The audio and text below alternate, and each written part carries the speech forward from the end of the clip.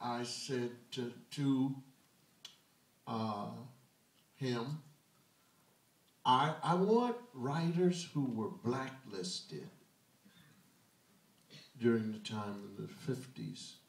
And we're going to have them send scripts in, and they can use their real name or they can use another name. And so we did, of the 24, we did about 8 of the blacklisted writers.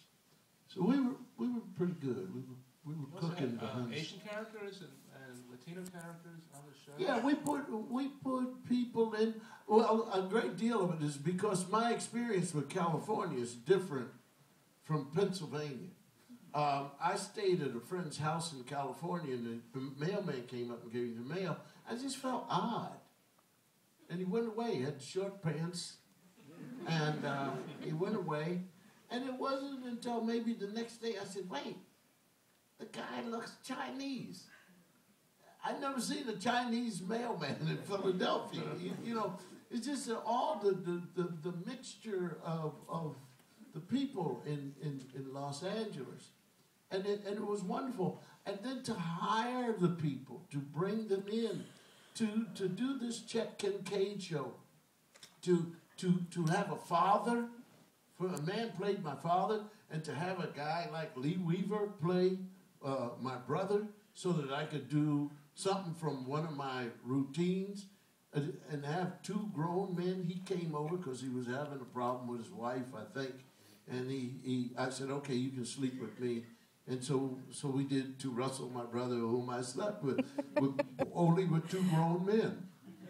And I put my leg on him, and he said, hey, man, what are you doing with your leg on? You know, it was very, very funny. We also did the TV thing, where, you know, you have the rabbit ears, and I said, the thing is off, hold it, and Weaver held it and moved around. I said, hold it right there, and he was like this, and he got mad at me. And then, of course, in that show, there was the date with the beautiful girl, and we had, to me, the classic. Weinberger didn't have to write a thing. All he had to do was copy it down. Was when he had Mantan Moreland and Mom's Maiden. Right. And when those 2 got together, it was the end of it for me, because I could not get through scenes with those 2. I had to leave because I laughed so hard. They played a couple who fought all the time, and you were trying to get to the Yeah, fighter. But the lines that they had, they were throwing at each other.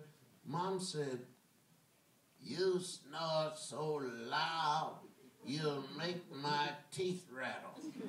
And Mantan Moore said, well, if you would move the glass there any further away. It was just, I had to leave. I had to cut me out of these scenes. They were wonderful. And Grandpa Walden, he played the part of some old grumpy grump man.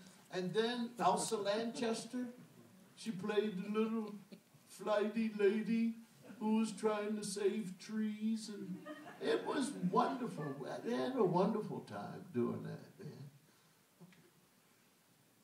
Rex Ingram, just as a touching note, he died a few months after that episode. He died that year, so it's really touching that he got that role.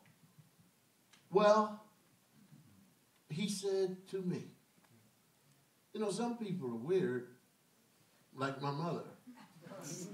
You know, you do something and all of a sudden it happens in your life and you hear somebody say, well, I can just go on away from here now. You know what I mean? So after the Bill Cosby show, there were some other shows named Cosby. Cos, the kids show, you developed a primetime show for Target for Children.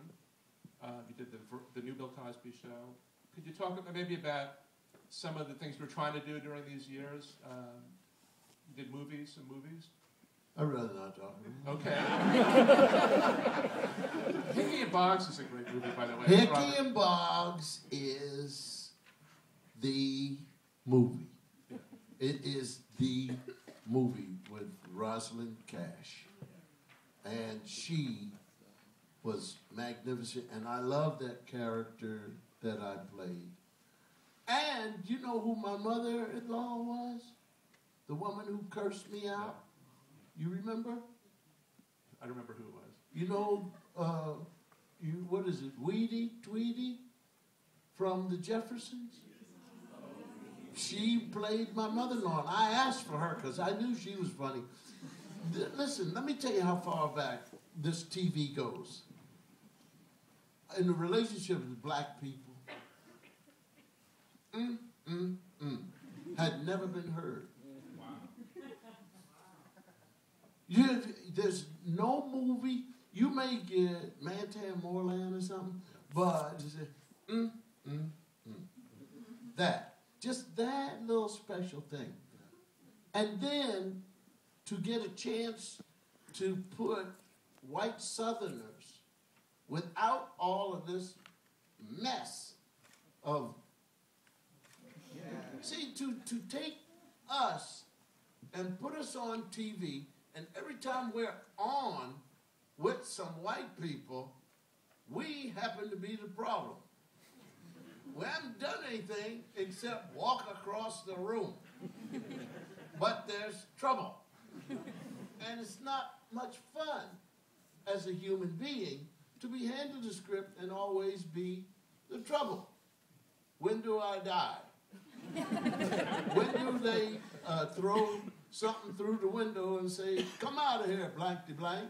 Right. You see? And so I had the opportunity with I Spy.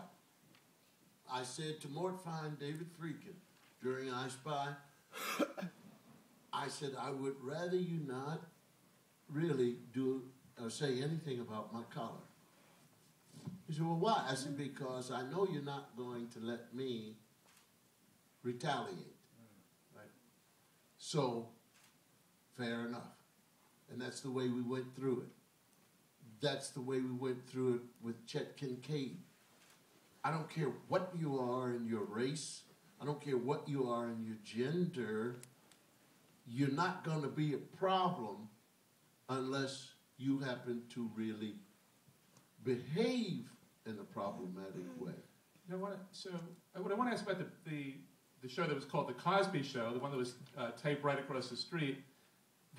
One of the innovations there was that the Dr. Huxtable was an upper class or That's successful. When you graduate from medical school and become a doctor, you're going to be upper. Right. Now, irregardless. So to talk about the development of that show, what I read was that you were originally thinking of playing a character like a limousine driver, and that was it true